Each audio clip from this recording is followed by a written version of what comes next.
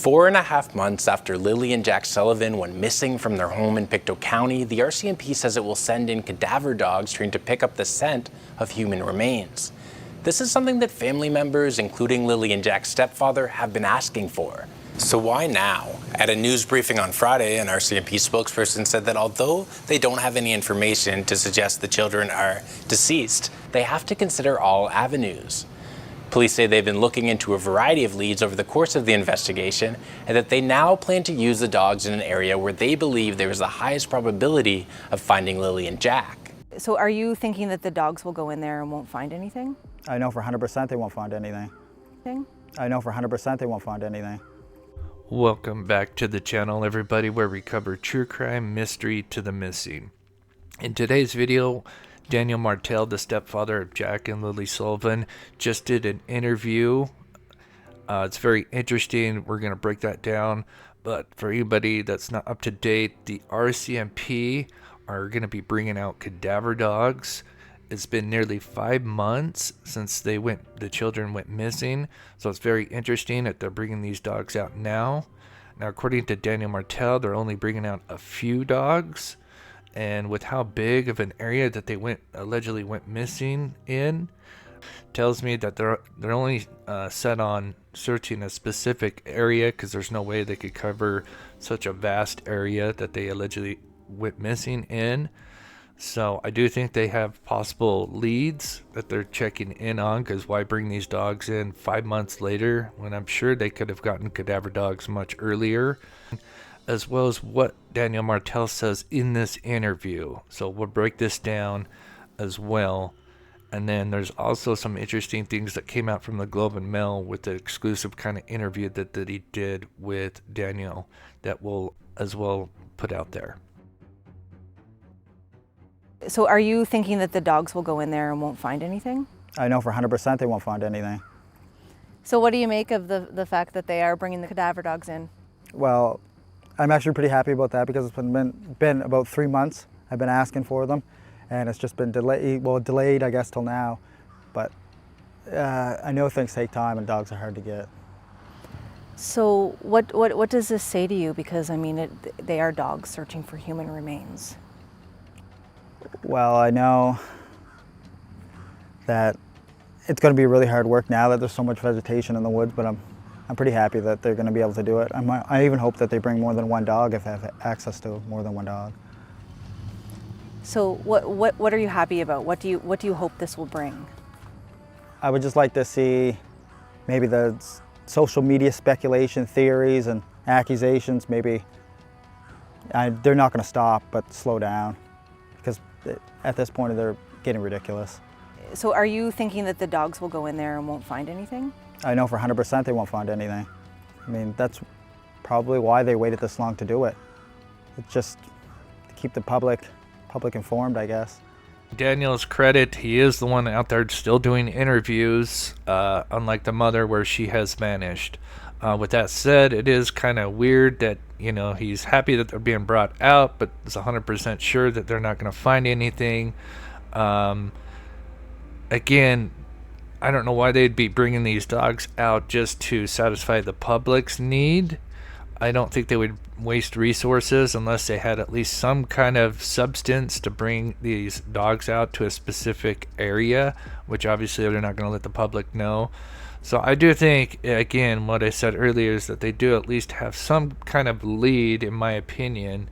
Let me know what you think in the comments, but I don't think they would just bring these dogs out to just satisfy the public. All right, let's watch more. Do you think it will rule things out? Yeah, I think we'll rule a lot of things out. Rule out that the RCMP are, working hard, and there's no human remains on the property. Is there any piece of you that's preparing for the fact, like, what if they do find something? No, because I didn't do anything. I know Malaya didn't do anything. I know my mother didn't do anything. Those are 3 people on the property. I mean, after the polygraph exams, they should have known right there. We didn't kill any of the kids, or we didn't kill the kids.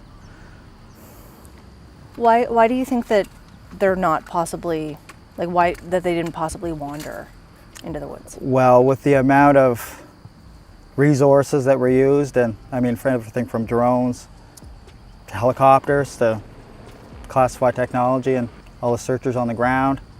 I mean, searchers on bicycles. They did everything. On the pipeline, they took in ATVs and Argos and side-by-sides. They used everything they could. So it's kind of interesting how he answered this question here.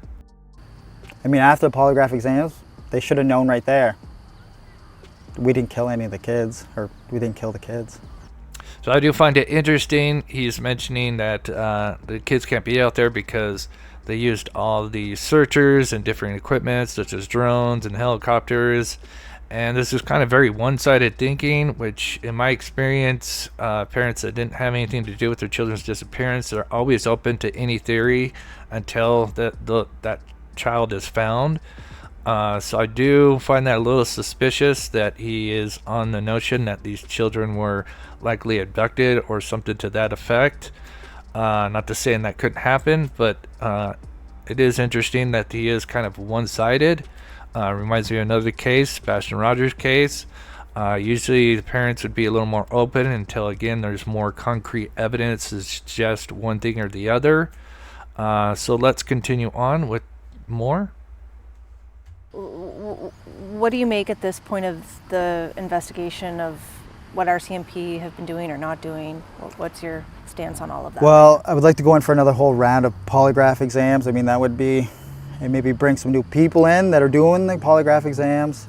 But I know they're hard at work. I've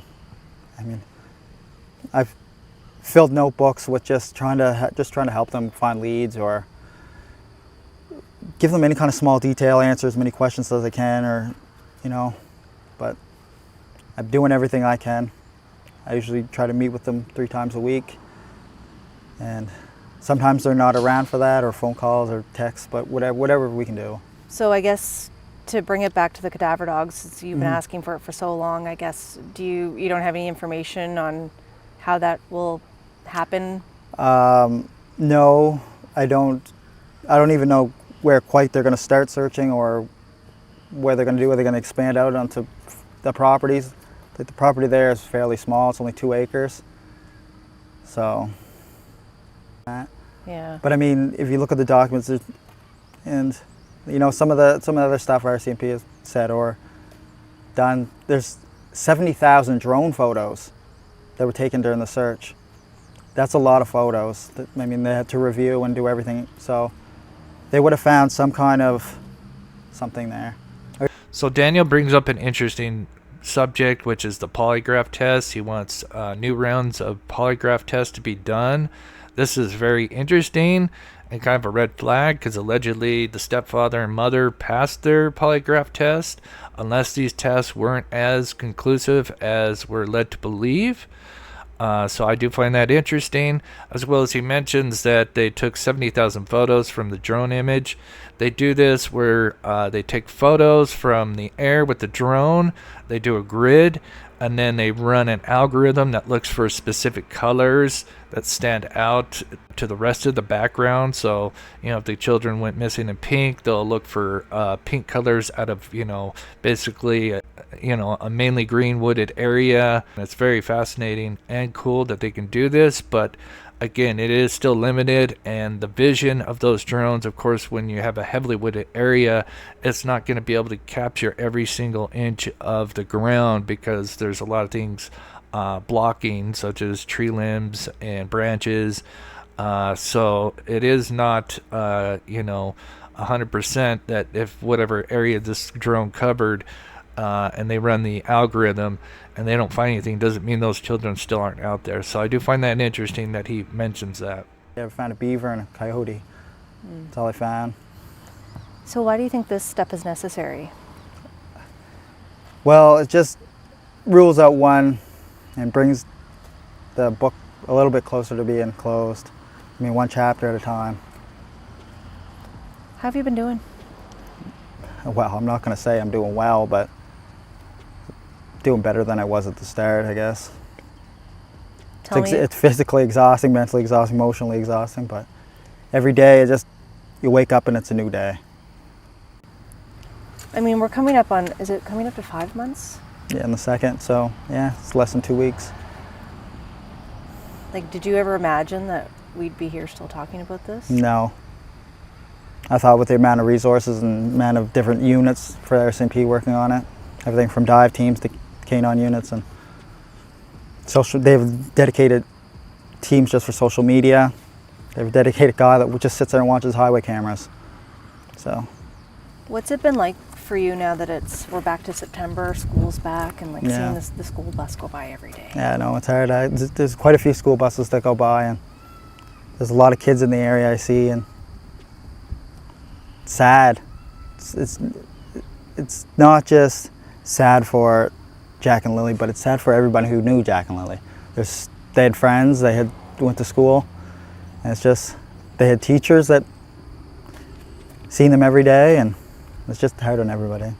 I know we ask you this every single time, but why do you keep doing it? For Jack and Lily. I don't do this for myself because I'm going to see this online later and people are going to analyze it.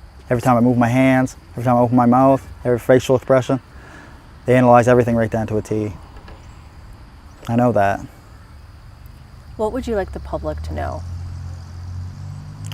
I want the public to know if anyone has any information, just please come forward. Call the RCMP, call your local police department, call Crime Stoppers.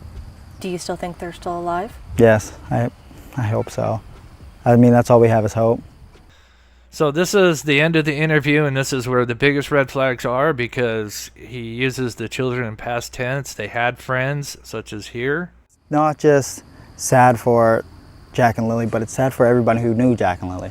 They had friends, went to school, and it's just, they had teachers that seen them every day, and it's just. Notice right after he said they had teachers, he paused there, almost like he's like, oh shit, I just screwed up. And then he then goes on to say that he's 100% that they're still alive. So clearly that is a major red flag, using the children as past tense and saying that they're still alive.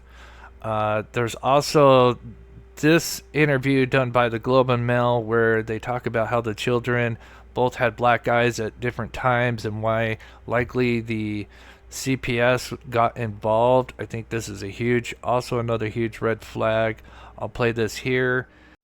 We learned through our reporting that Nova Scotia's Child Protection Office had been contacted by the kids' school out of concern about the way they were showing up at school. We don't know the specific details of what the concern was that prompted that call, but we do know that that caused a child protection worker to go to the children's house and interview their parents, and this was in the months before their disappearance.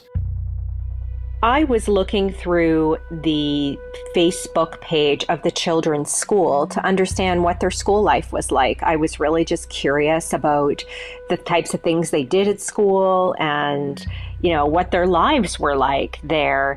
And I came across a photo of Jack with a black eye. And so that photo was dated December 13th, 2024. It was 5 months before he and Lily disappeared. I asked Daniel how Jack received the black eye in December, and he didn't respond. But in private Facebook messages that were shared with me, he acknowledged that Jack had many black eyes. He said Lily even had a black eye when Jack and Lily disappeared from an incident that happened on May 1st, the day before the children went missing. He said a Tonka truck that she pushed down on swung up and hit her in the face. If you did enjoy this video, please smash that like button, share your comments down below, subscribe if you're new to the channel, and thank you so much for watching.